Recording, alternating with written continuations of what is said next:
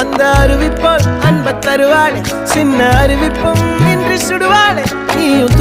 தும்மிடி ஆயுசு நூறாக என் உயிர் உன்னோட பத்திர சொத்தாக என் பார்வை உன்னோடு உன் பொம்மை கண்ணோடு பேசாமல் விண்ணோடு நாம் மிதந்து போவோம் காதாரா அடியானாலும் நான் தாங்க மாறோடு